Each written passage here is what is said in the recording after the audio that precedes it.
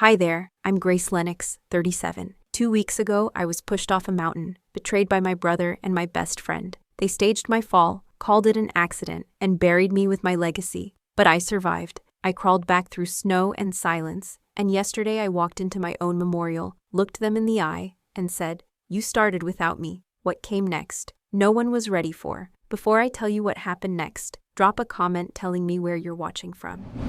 After our mother died when I was 12, my world stopped running on childhood. Dad was too caught up trying to rebuild his life. And Damien, my half-brother, was just 7. I raised him. Every breakfast, every scraped knee, every parent-teacher conference. When I wasn't holding him together, I was holding the house together. That's how it's always been. Grace the fixer, Grace the strong one. Grace, who didn't ask for anything back. Callie came into the picture later, blonde, soft-spoken, smart in the kind of way that looked effortless. She and I were inseparable in high school. She once told me I was the only person who made her feel safe. I believed her. Years later, she married my brother. They said it was meant to be, the three of us becoming family. But sometimes meant-to-be things rot faster than accidents. When Dad passed, I took over his shares in the company, our company, and built it into something real. Lennox Studio became a name that mattered. Celebrity clients, feature spreads in design magazines, showrooms in 5 states. Meanwhile, Damien drifted from department to department, never staying long enough to understand one. And Callie, ever poised, ever polished, slipped into a role as our head of brand. Her idea, her image, our name. There were moments, little ones, where I felt like the air in the room shifted when I walked in. A look between them I wasn't meant to catch. Pauses that cut conversations short when I stepped too close. I used to tell myself I was imagining things, that I was tired, that people like us, family, don't betray each other. But sometimes silence screams louder than words. I remember one Thanksgiving 3 years ago. We were drinking wine in the sunroom. Damien had just stormed out after I shut down another one of his half-baked expansion proposals. Callie sat beside me, warm smile, gentle touch on my wrist. "You don't have to carry it all, you know," she whispered. Her voice was soft, almost motherly. "Let someone else take the lead for once." I laughed. Thought she meant it kindly. Now I hear something else behind those words. I never talked about those moments with anyone. Not Nina, my oldest friend and legal advisor, who once warned me that Callie was too ambitious for someone who hadn't built anything herself. Not Julian, the one man who ever knew how tired I truly was before I pushed him away. Not even myself, not really. Because saying it aloud would make it real, and I wasn't ready to believe my family could turn on me. Still, I started building safeguards, quietly. I had Nina update the company bylaws. I asked for quarterly audits without telling Callie. I started keeping physical copies of key documents off-site. I told myself it was just good leadership, that I was protecting the company, but a part of me knew I was protecting myself. Damien always hated the spotlight, or maybe he hated that I stood in it.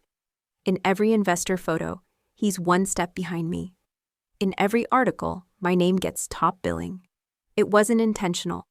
I offered him chances, real ones. But he wanted the title, not the work. He wanted the reward without the discipline. And the more I succeeded, the more he retreated behind quiet resentment and Callie's polished diplomacy. The truth is, I loved them. I still do, in that stubborn, aching way only family can manage. I thought if I gave enough, it would be enough. That loyalty was the same thing as love. That if I kept carrying them, eventually they'd see I was doing it for us. But I was wrong. I've always believed in the power of design, the idea that space can shape how we feel, who we become. Maybe that's why I poured so much of myself into building our company. It wasn't just a business. It was a way to craft beauty out of mess, to create control where there had been none. I didn't see the cracks forming beneath the paint. Or maybe I did, and I chose to ignore them, because sometimes hope looks a lot like denial. When Callie invited me back to Parksville for the 15-year anniversary celebration of Lennox Studio, she said the whole town would be there. "It's going to be beautiful," she promised, her voice glowing through the phone. Like old times. I hesitated. Seattle had been good for me. Space, silence, clean slates. but her voice held something I couldn't name. Urgency, maybe, or finality. Either way, I said yes. Because even now, even after everything, I still wanted to believe there was something left between us that wasn't strategy. That maybe this time, things really could feel like old times. But the thing about cracks is, they don't go away just because you paint over them. They wait. Until the wait is too much. And then they split everything wide open. I landed in Parksville on a Thursday afternoon. The kind of cold that seeps straight into your bones had already sunk its teeth into the town. It was the first snow of December, and the streets looked like they'd been dipped in sugar. The mountains beyond the rooftops stretched tall and watchful, as if they were keeping score of everything we tried to bury. Callie picked me up at the airstrip in a black SUV, her smile painted on like always. Her coat was cinched perfectly at the waist. Her gloves matched her scarf, and not a hair on her head dared to move.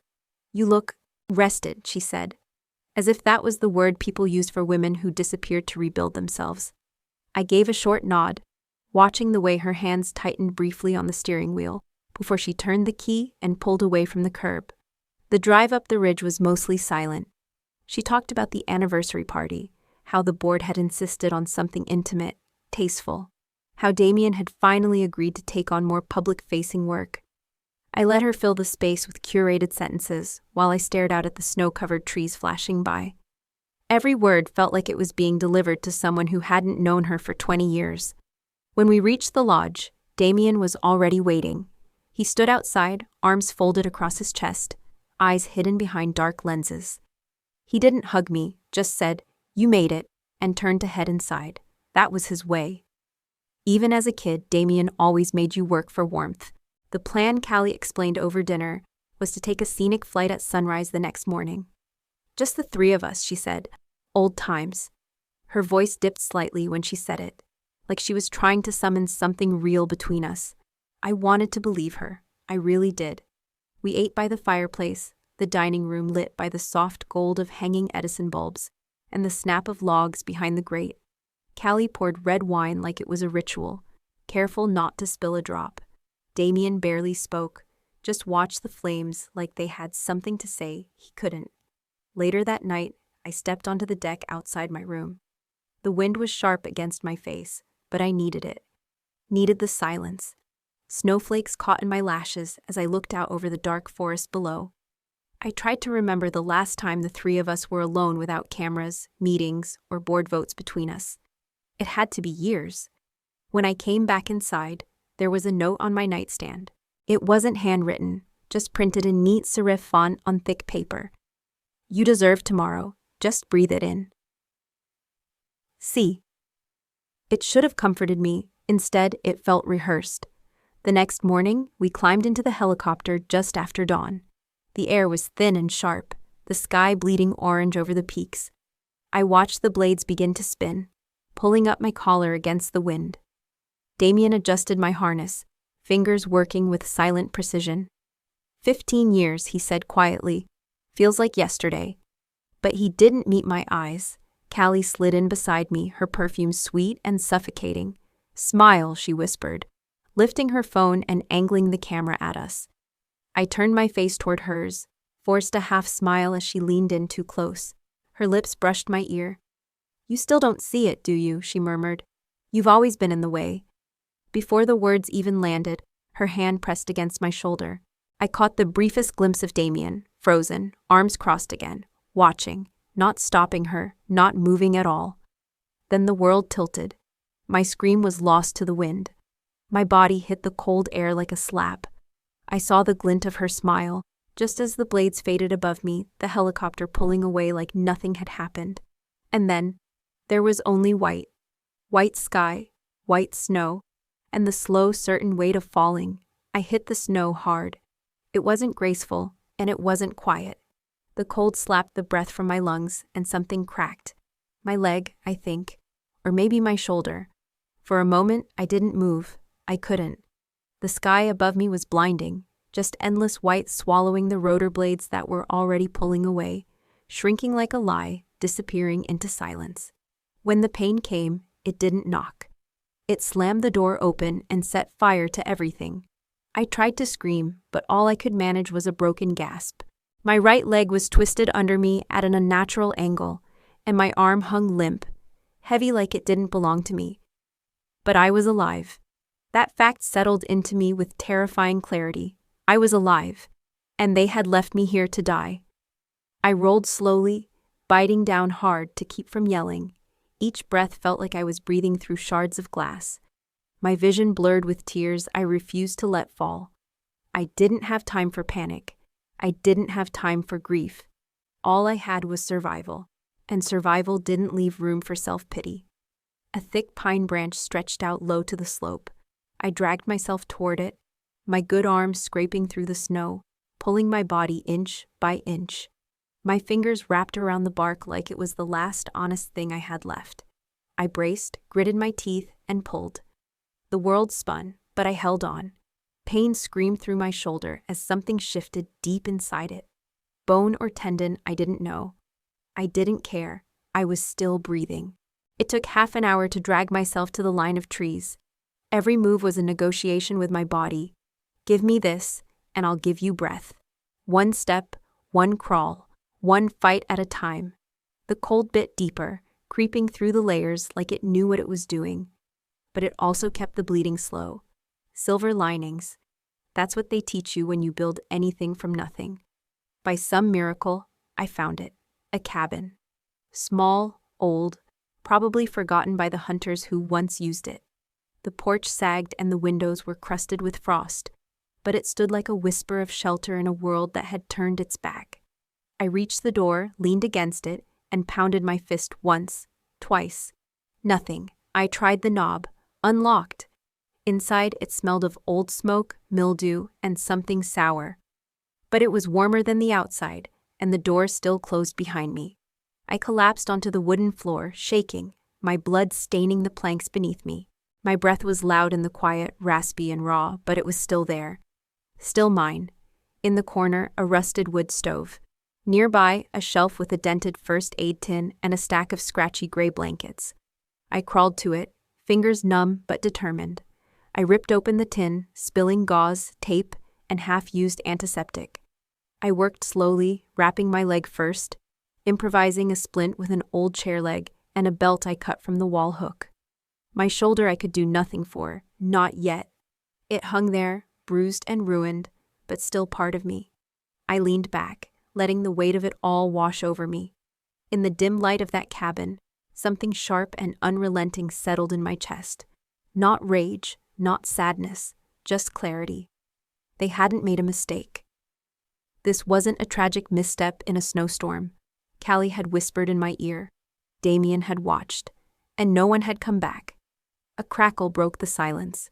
I turned, startled, toward a small radio sitting dusty on the shelf. The red power light blinked faintly. I reached for it, adjusted the dial with frozen fingers. Static hissed. Then a voice pushed through. Local businesswoman Grace Lennox presumed lost. Search has been suspended due to worsening weather. Community gathering to be held this Sunday to honor her life and legacy. I stared at the radio, unmoving. They had already buried me. I was a ghost before my body had even cooled. And just like that, my name became a headline. A tragedy to leverage, a legacy to inherit. I whispered aloud, voice hoarse and shaking. They really did it. I looked around that cabin, at the crooked walls, the torn curtains, the silence that had cradled my breath. Then I said it again, louder. Not in disbelief this time, but as a promise. They think I'm dead. I reached for the old ranger's coat hanging near the door, its canvas stiff with age but thick. I put it on like armor. It smelled of smoke and pine, the kind of smell that reminded you someone had survived here before. I wasn't going to die in this place, not like this. Not for them. 2 days. That's how long it took me to crawl back to the world that had already buried me. 2 days dragging a broken leg and a ruined shoulder through frozen woods and silence thick enough to choke on. Every breath was a bargain. Every step, a war. I didn't eat. I didn't sleep. I just moved. I followed the creek south. My father taught me that when I was a kid. Follow water if you're lost. I don't think he imagined it'd be used like this. When I finally saw the road through the trees, I laughed. Not from joy, from disbelief, because part of me didn't think I'd actually make it. The world was still going, and I was still breathing. A woman named Miss Thaya found me limping near the edge of her snow-covered property. She was in her 70s, dressed in a pink fleece and slippers, watering dead flowers on her porch like it was summer. "Lord Jesus," she whispered when she saw me, "you look like a ghost." I didn't answer. I just collapsed at her feet. She let me shower. She made me tea. She didn't ask questions that needed answers. She gave me her late husband's coat and a pair of boots that didn't fit. When I asked where the funeral was, she didn't flinch. "Downtown," she said. "The old chapel off Parker Street. Everyone's already there."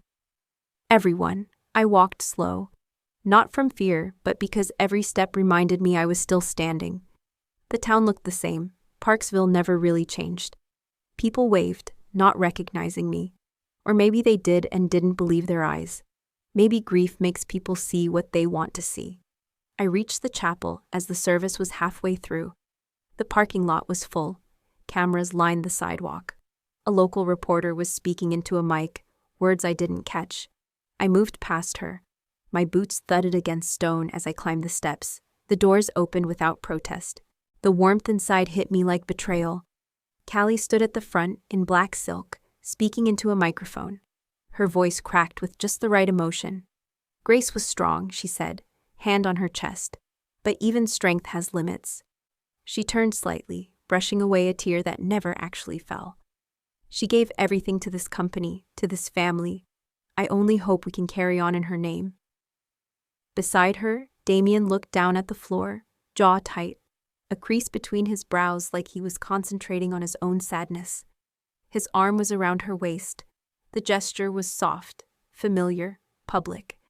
I stepped into the aisle and started walking. Gasps rippled like wind through wheat. People stood, phones raised, flashbulbs popped. I didn't stop, I didn't flinch. I walked until I was close enough to see Callie's pupils shrink. For a split second, her expression didn't move. Then she blinked, stumbled back, and whispered, "Oh my God." Damien turned, face slack. "Grace," my voice cut through the silence like a blade. "I see you started without me." A wave of murmurs, chairs creaked. An old friend from the board reached for his heart. Someone dropped their coffee. I kept my gaze on the two people who left me for dead. "Sorry I'm late," I said. "I had trouble getting down the mountain." Callie recovered quickly. Her hand clutched her chest. "You're alive. We thought, God, we thought." Her words cracked in all the right places. "Where have you been? Are you okay? Damien, get her a chair." "Don't," I said. "Don't pretend." She froze. My eyes scanned the crowd. Faces I knew. Faces that had mourned me. Faces that had benefited from my absence. "You all came to honor my life," I said. "But here's the thing. I never gave it to you." Cameras were everywhere now, reporters shouting questions. A security guard stepped forward, unsure who to escort out. No one expected the dead to need protection. Callie's voice turned low, urgent. "Grace, we don't know what happened to you. We thought you fell. It was an accident. You weren't well, remember? You were paranoid before the trip. You said people were watching you." There it was, the narrative. "I wasn't paranoid," I said. "I was right." I turned to the crowd. "They pushed me," I said. Voice calm. "Callie pushed me." Damien stood there and watched. Then they flew away and filed a death report before my body got cold. A beat. Then another. The silence held for a second too long.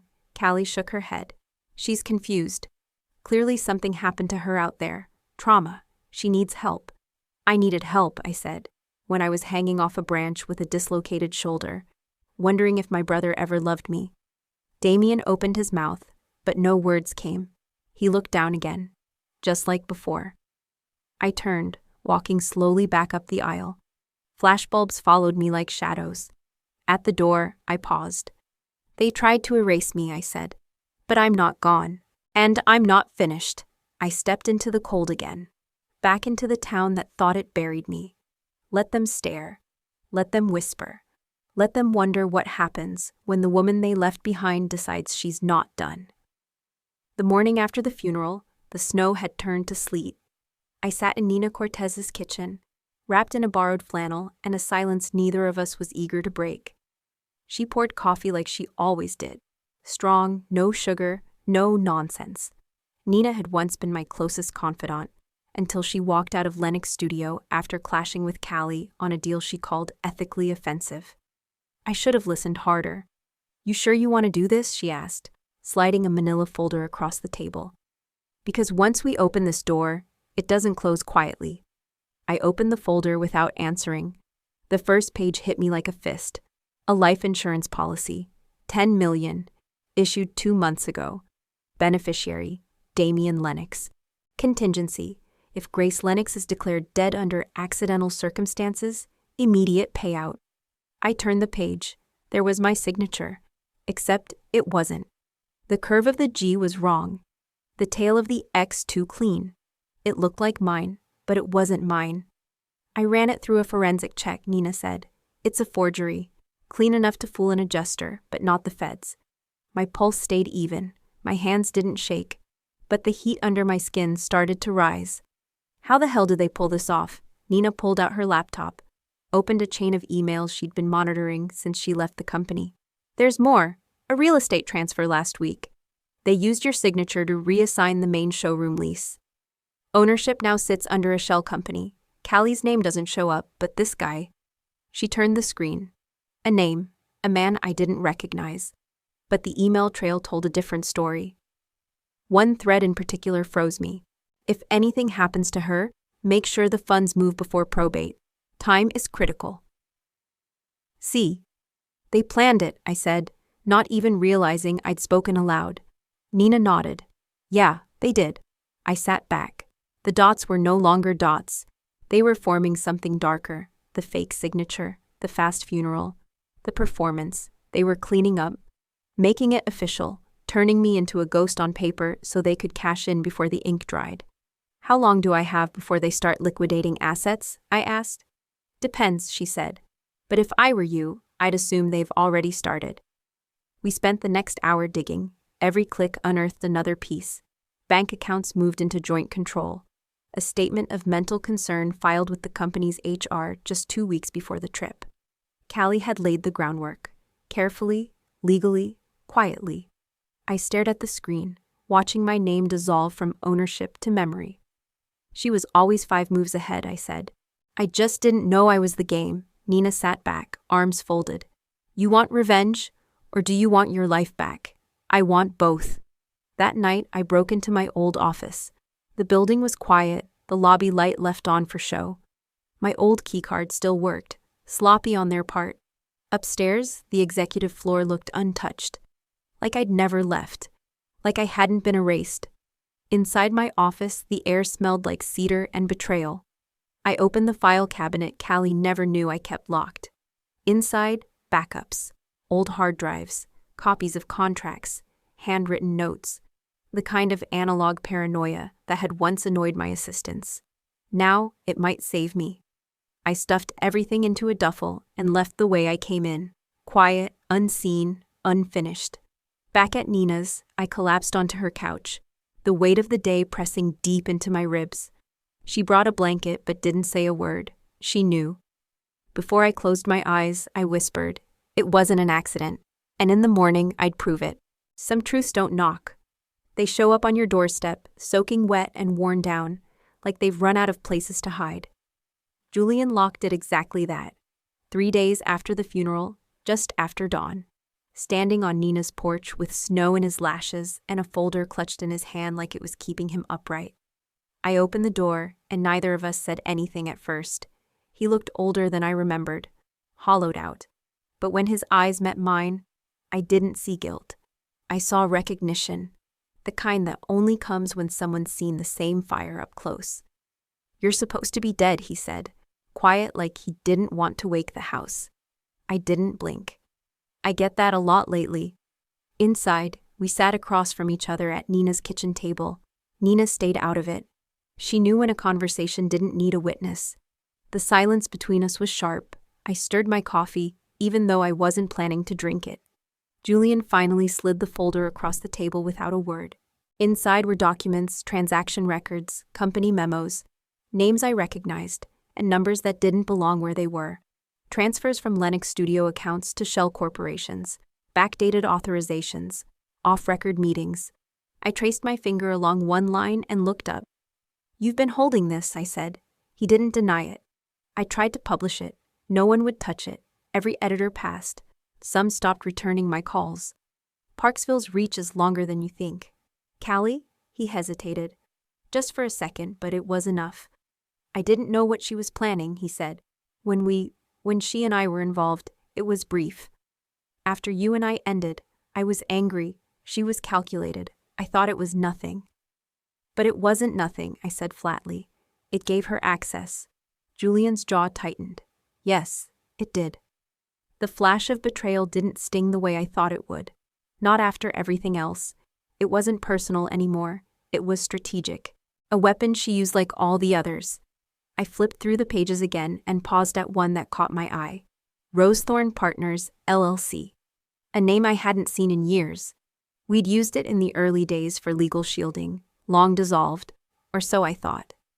"That account was closed," I said. Julian leaned forward. "Not exactly. Damien reopened it. Quietly. He's been funneling funds into it for over a year. Look at the routing paths. Nevada, then Cayman. He's getting ready to disappear." I stared at the numbers, feeling the floor shift beneath me. Callie had built the narrative, but Damien was making the escape plan. He was always quiet, always in the background. Maybe that's how he got away with so much. "We have bank records," I asked. "We do now," he said. "And this guy, Ruben Stahl, he's the one moving the money, hedge fund guy.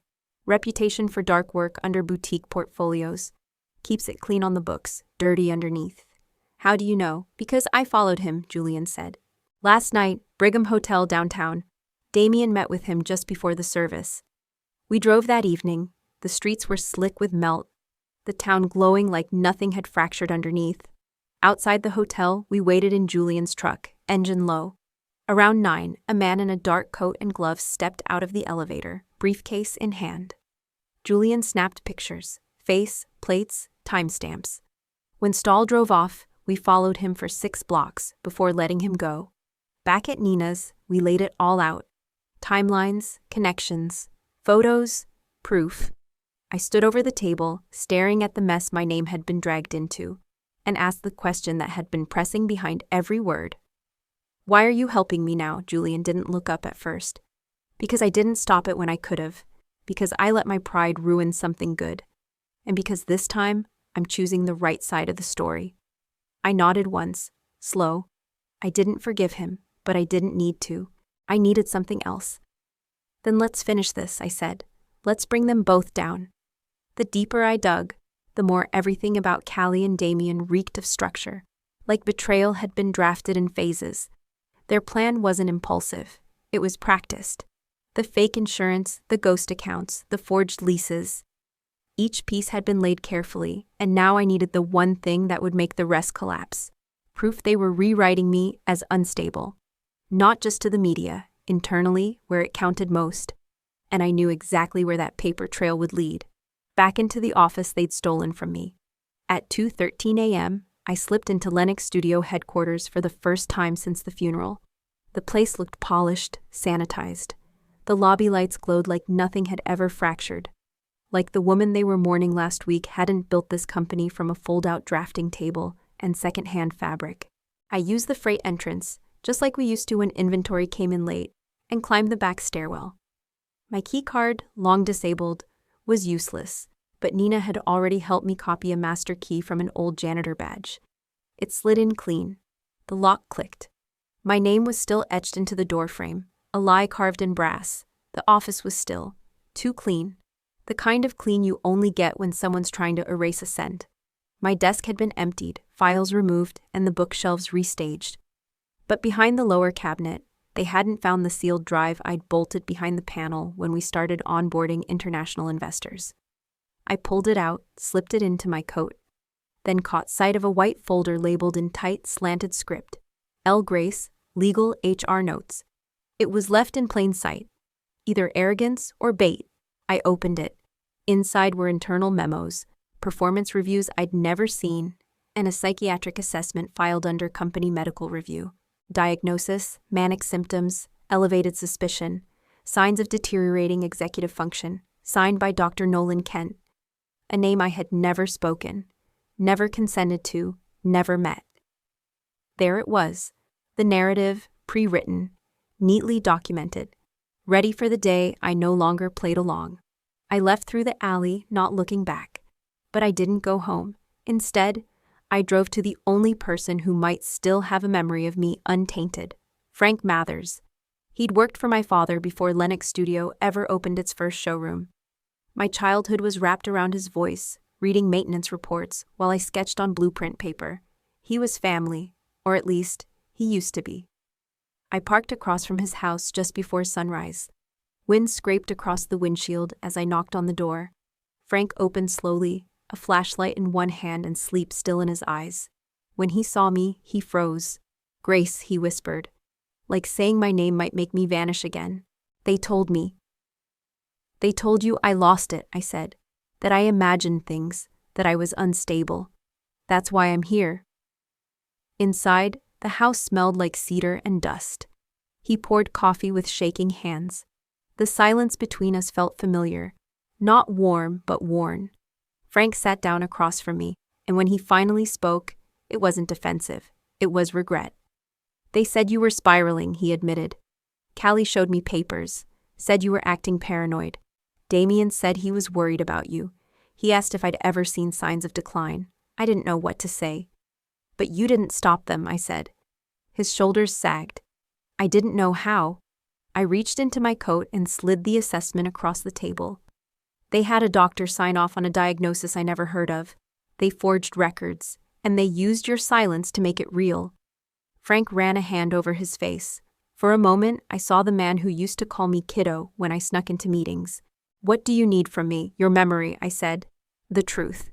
If I can show they manipulated the internal vote, the board will have no choice but to reopen the executive claims. I need you to say what you saw, what you didn't." Frank looked me in the eye and gave a single nod. "They never should have crossed you." Back at Nina's, I plugged the old drive into her laptop. It opened slowly, folders loading like ghosts, and buried deep inside one labeled Compliance Archive, I found what I had been praying for, an audio file, a recorded call. I clicked play. Callie's voice slid through the speakers, clear and cold. "Grace is losing control. The board needs to think about long-term sustainability. If we don't make a shift now, she'll take this whole place down with her." There it was, the setup, the lie, the motive dressed as concern. And for the first time, I knew exactly what I had to do next. Julian and I didn't speak much on the drive to the studio. The snow had hardened into sleet again, making every intersection feel like a gamble. But I needed the cold. It focused me. My fingers were wrapped around a flash drive, like it was a detonator, and in a way, it was. Callie had crafted an image for 15 years. This morning, I would burn it down. We pulled into the lot just after 8. A local reporter was already waiting on the sidewalk. I looked at Julian. He nodded once, then disappeared into the crowd with his camera. He knew the rhythm of exposure better than anyone. The lobby was quiet until I stepped inside. Then it rippled, like a dropped stone. Some employees gasped. Others froze. One assistant dropped her coffee. I didn't stop. I walked through like I still belonged, because I did. Upstairs, the boardroom doors were already open, Callie standing front and center like it was her stage. She wore cream silk and a smile sharp enough to cut rope.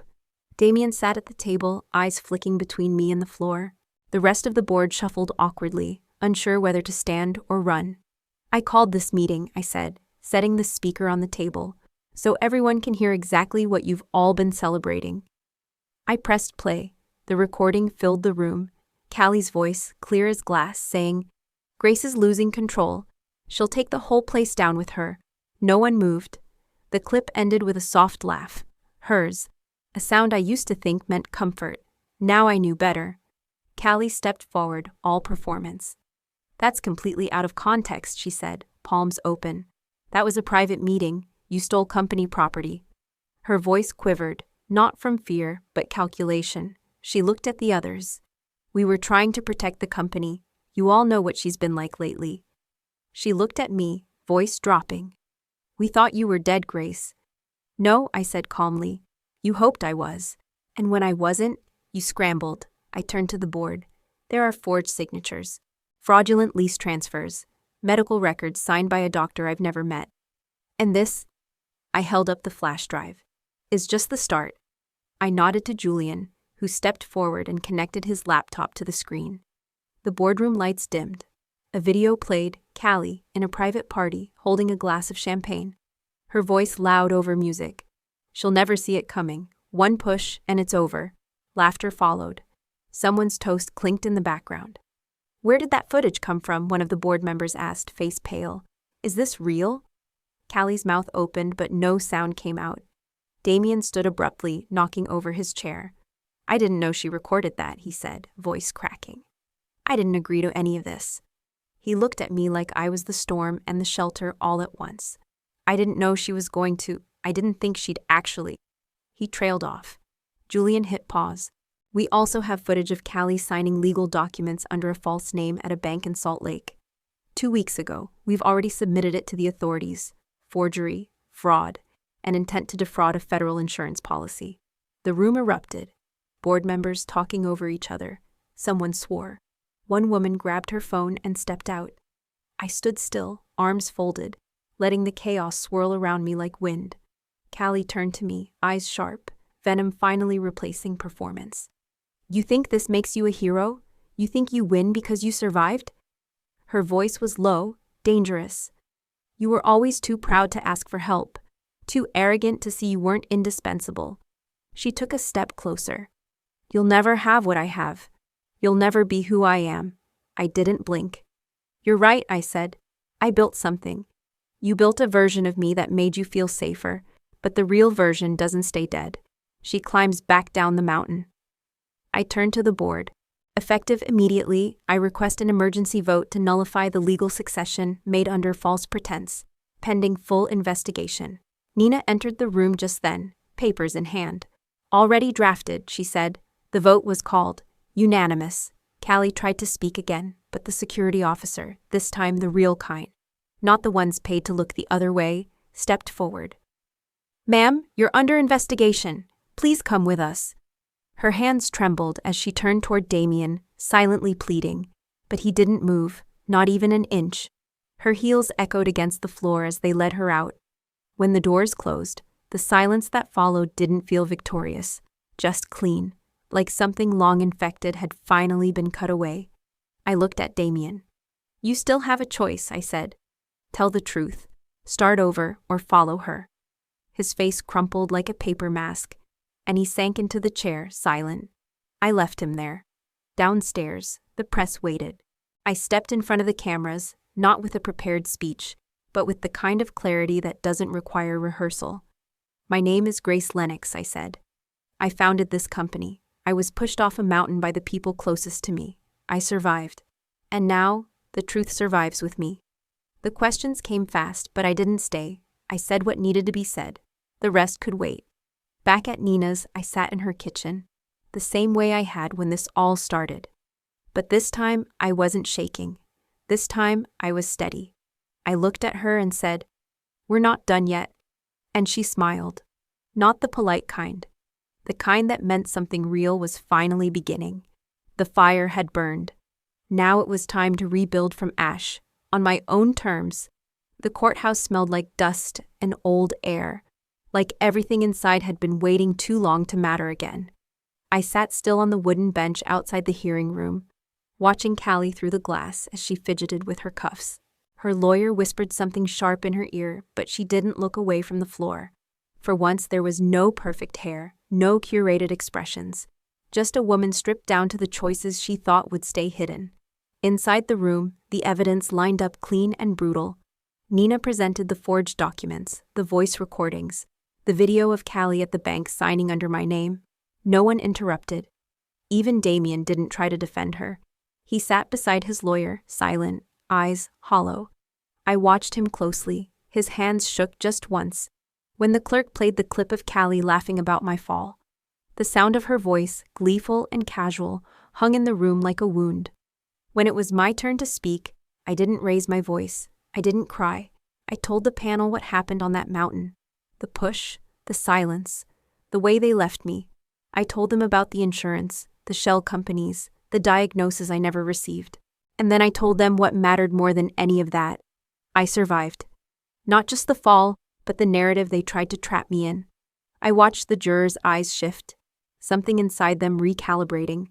The verdict came fast. Callie was remanded without bail, pending federal fraud charges. Damien's face collapsed when his plea deal was read aloud. No jail time, but full asset forfeiture and disqualification from any future corporate leadership. He didn't speak, just nodded once, like it was all he had left. As the bailiff led Callie away, she turned back to me for a fraction of a second. Her mouth twitched, not in apology, but disbelief. She had truly thought I wouldn't fight back.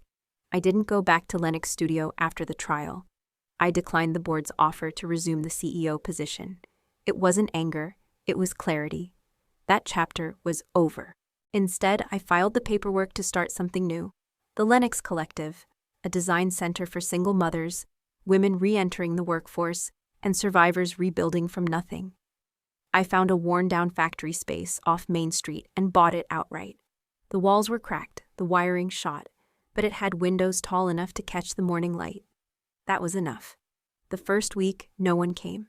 The second week, 3 women showed up, 2 with children in tow, 1 too scared to speak.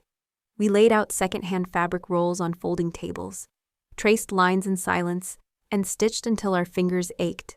On Friday, a girl named Alina, no older than 10, handed me something wrapped in newspaper. Inside was a small house carved from scrap wood, crooked and beautiful. "It's for you," she said, "because you built something from nothing." I keep that little wooden house on my desk now. It reminds me that the most solid things aren't always symmetrical. They're held together by hands that refuse to give up. At night, when the studio's quiet, I run my thumb along the rough edges and think about the people who tried to bury me. How their silence used to weigh more than their words. Not anymore. Their shadows don't reach me here. Sometimes I still wake up hearing snowfall. The body remembers impact. The cold, the silence, the fight for breath. But I don't flinch. I breathe through it. I remind myself that healing isn't linear. It's jagged, like the mountain that nearly ended me. And every time I stand in that studio, surrounded by blueprints and beginners, I know I chose right. Not just survival, but purpose.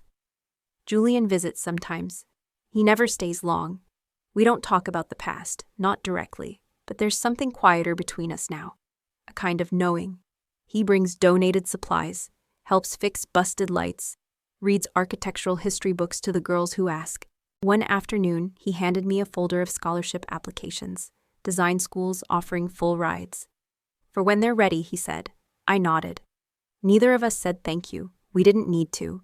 Rebuilding isn't flashy. It's slow. It's daily. And it's mine. There's no plaque with my name, no spotlight. Just chipped tiles, paint-stained boots, and the sound of laughter spilling through cracked windows. People call me a survivor. I don't correct them. But surviving was just the beginning. Now I get to build the rest. The light on the camera blinked red. I sat still, shoulders squared, hands folded on the desk, waiting for the silence to settle. Then I looked straight into the lens. No makeup, no polish, just me. "My name is Grace Lennox," I began, my voice low but clear. "And this is not the story you thought it was." The room behind me was bare, just a wooden table, a model house carved from pine sitting beside a chipped ceramic mug. It was intentional. I wasn't here to sell anything. I was here to tell the truth. I talked about the snow, the fall, the pain. I didn't soften the words or dress them up. I didn't need to. "They left me there," I said. "My own family. People I built everything with. People I trusted." I let the words land, then paused. But this isn't a story about what they did. It's about what I did after. My fingers brushed the edge of the wooden model, and I let the silence hang just long enough for the weight to shift from victim to survivor. I described the climb back, how survival wasn't just about staying alive, but about choosing not to disappear. "They wrote me out of my own legacy," I said. They filed paperwork, held services, gave statements. They called me unstable, unfit, gone. A slight shake of the head, not from sadness but from clarity. But I'm here, and they were wrong. I leaned forward, closer to the lens. This face, this voice, this body, bruised but not broken. It belongs to me. And I'm taking it back. Somewhere in the background, a heater clicked. I ignored it. The thing is, I continued, you don't have to vanish just because someone else benefits from your silence. You don't have to hand over your name, your story, your power, just because it makes others more comfortable. My tone didn't rise, but sharpened. I've learned that surviving betrayal doesn't end when the courtroom does. It ends when you decide to rewrite the story. I let that linger, then I gave it a shape. I told them about the center, how it wasn't about interiors or profit margins anymore, how it was a place where women, especially women starting over, could learn to build, create, and claim space again. We teach design, I said, but more than that, we teach ownership, not just of projects, but of self. I mentioned the girl who brought me the crooked wooden house, how it didn't need to be perfect to be powerful. She said it looked like something new. I think she was right. Near the end, I picked up the small house and held it in my hands.